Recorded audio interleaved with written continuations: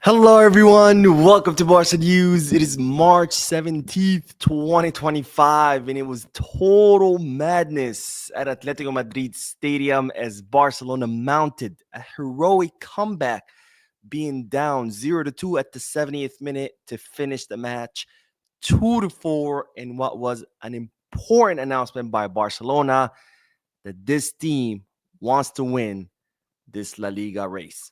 We have a lot to discuss. So let's begin.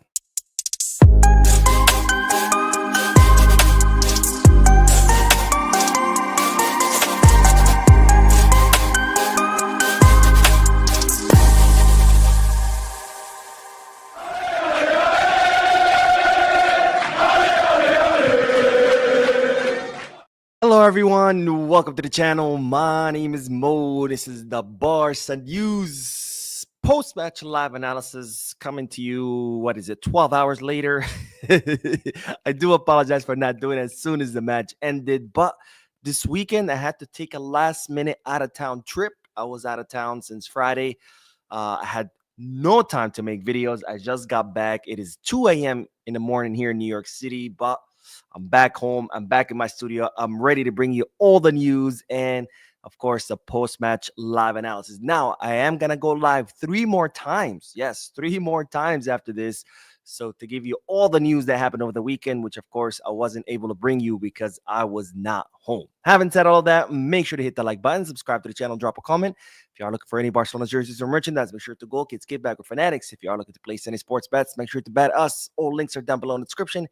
Click on them, you get access to some pretty cool deals and offers. All right, let's talk about the match because, ladies and gentlemen, what a match that we witnessed today at former Wanda Metropolitana. I think it's now called the Riyadh Air Stadium, which is Atletico Madrid Stadium. But we watched one hell of a match, total badness, where Barcelona mounted yet another heroic comeback to add to the long list of heroic comebacks that Barcelona have been able to mount this season, as they were down 2-0 at the 70th minute, and then the match ended 2-4 in what was a brilliant mental display by the team, who did not give up, who continued to fight, continued to push through, and they were able to pull this very important comeback. And I say this was an important comeback, but this because this was Barcelona announcing to the entire Spanish league that this team wants to win La Liga title race. That despite all the hiccups and bumps around the road, despite that huge dip in form in the month of November and December, this team is not throwing in the towel. This team wants this La Liga title race, and that's exactly what they announced today by mounting this heroic comeback. Now, this comeback was important for 2 other reasons besides, announcing that they want to win La Liga. The number one is something we've talked about in previous matches, and it's that this team is showing us time and time again that this is a completely different team from previous seasons. This is a team with a very strong mentality.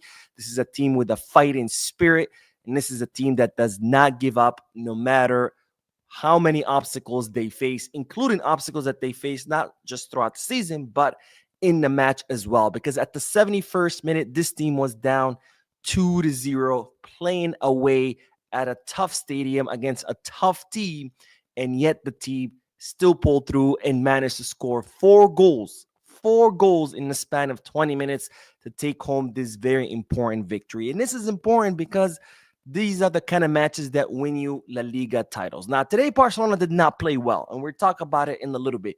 But today, Barcelona did not play well, but yet they were still able to mount this comeback. And this is important because along the road to the title race, you're gonna come across matches like these. Matches against tough opponents, matches where you're not going to have your best day, matches where you're not going to play beautiful. But you still have to be able to manage a win. You're not always going to be able to win easily. You're not always going to be able to thrash other teams. You're not always going to be able to put on a good display.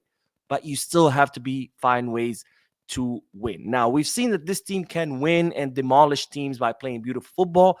We've seen this team that knows how to suffer, a team that knows how to win matches and end matches with man down. And well, now we've also seen a team that can mount comebacks despite not playing their best. And again, this is important because you're not always going to have easy opponents. You're not always going to have good matches, but you still have to be able to pull these victories. And this is exactly what the team did. The second reason why this comeback was very important is two words: goal average.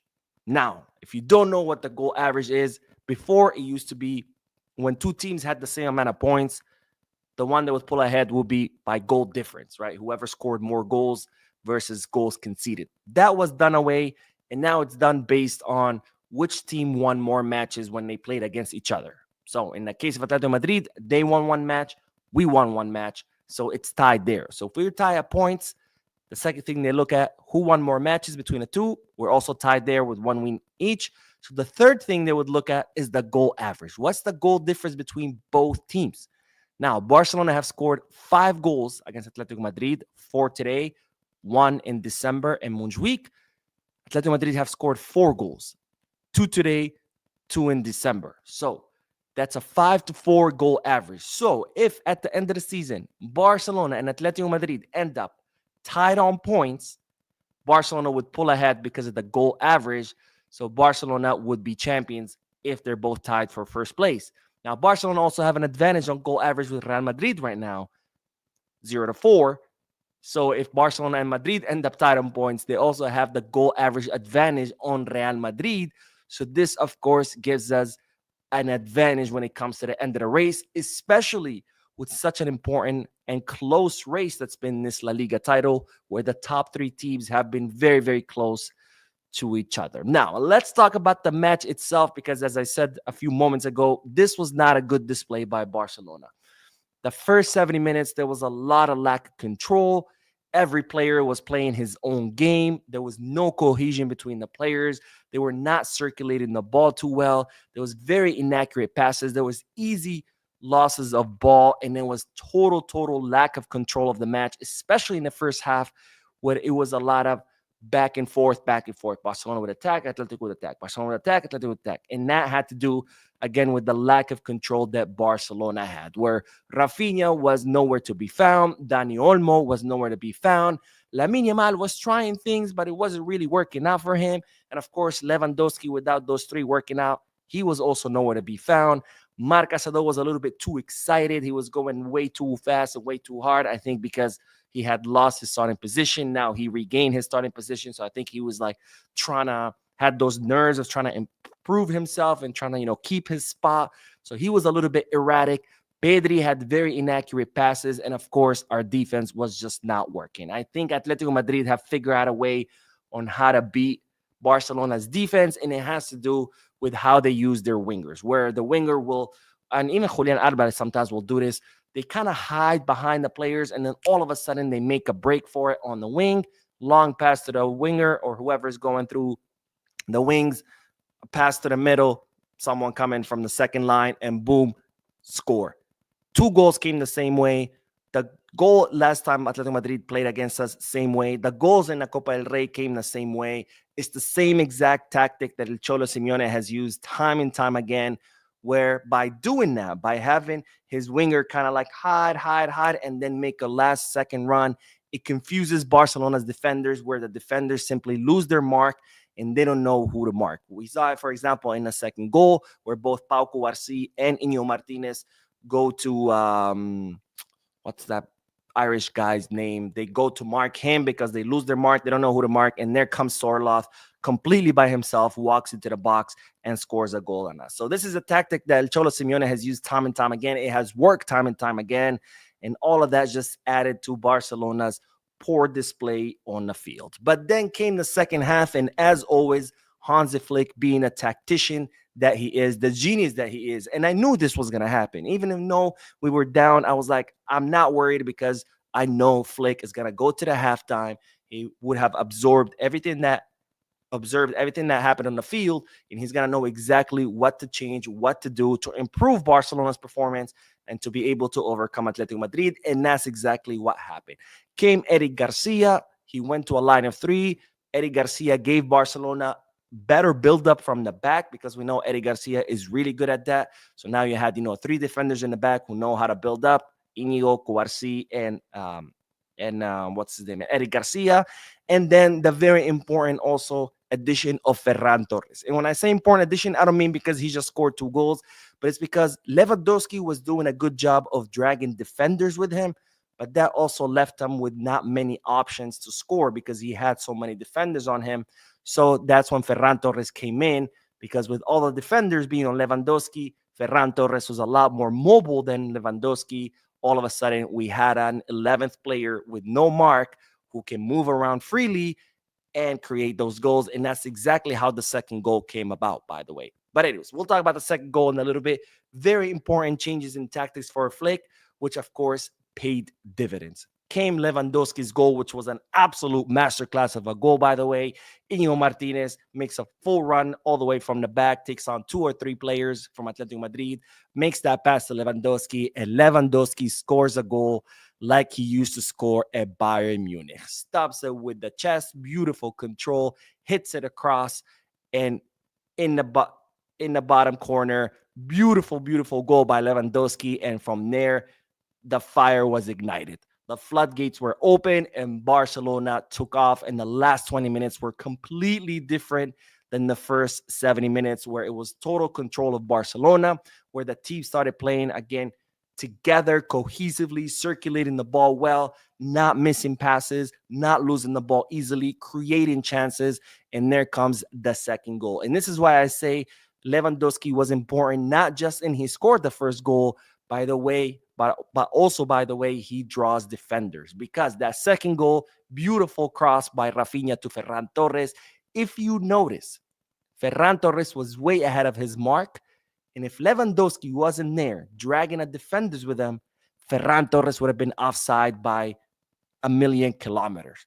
But Lewandowski drags the marks with him, leaves Ferran wide open, and also makes sure that Ferran Torres is onside. Great goal by Ferran Torres. And of course, third goal by Lamine Yamal, which is a little bit of luck. It hits, I forgot his name's chest, something with his name starts with an R.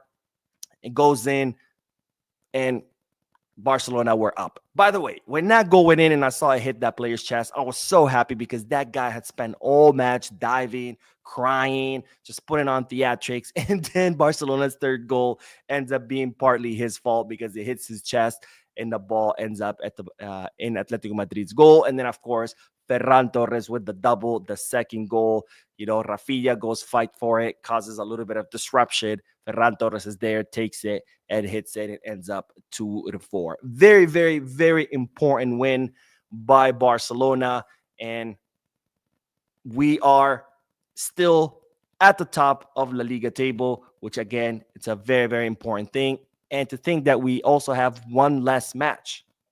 So that's, of course, very important. Now, let's look at the lineup real quick before we end this, because I do have to go live 3 more times to do the news. But this is the lineup that Hansi Flick went with. Of course, Wojciech Szczesny and goal. Jules Koundé, Kouarsi, and Inigo as our 2 center backs. Alejandro Balde as our left back.